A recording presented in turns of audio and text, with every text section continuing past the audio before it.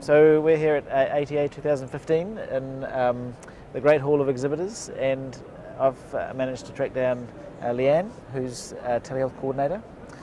And LeeAnn, we've just been talking a bit about our fledgling telehealth resource centre, the New Zealand Telehealth Resource Centre. It's great for us to have the opportunity to meet people who are more developed and more advanced, and I'd love to hear from you the type of role that you play as a coordinator, the type of things that you offer up to others that you think are really key and important.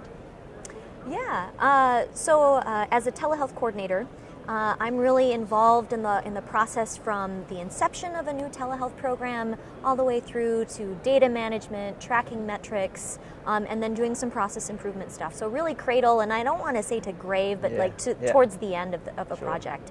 And so in the beginning, it's really kind of a matter of translating what a provider is kind of thinking of doing into a telehealth kind of language. So understanding existing structures and processes that exist within your healthcare infrastructure and how that's going to fit into telehealth, or how telehealth is going to fit into that, and then how a provider's individual project is going to flow within the infrastructure of all of that. So I imagine people come to you with their questions formed in various ways, and some really knowing what they want to do and not. But do you have resources that can get people started and get them to gather a lot of the information you need to then get them underway?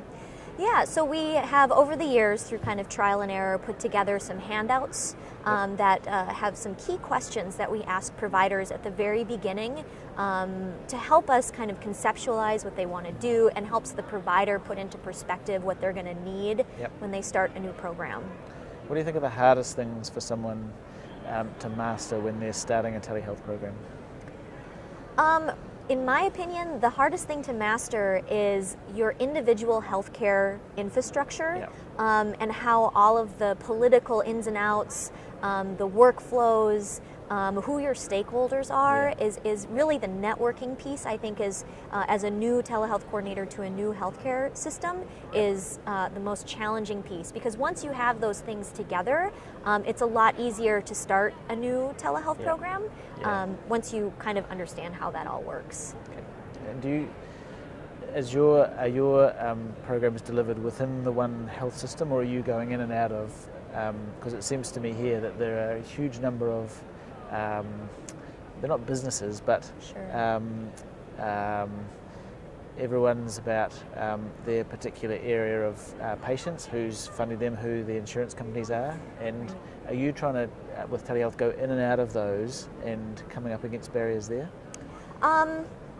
So to answer your question, I don't think that we are necessarily going in and out of our own healthcare system.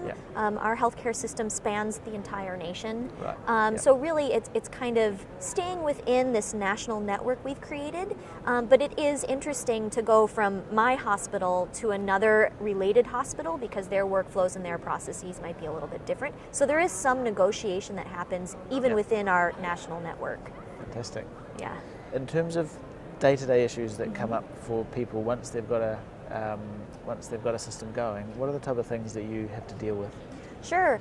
A lot of the issues that come up on a regular basis are scheduling workflows. So having a really robust process for how a patient is going to get scheduled, all the resources that have to get coordinated for this one appointment.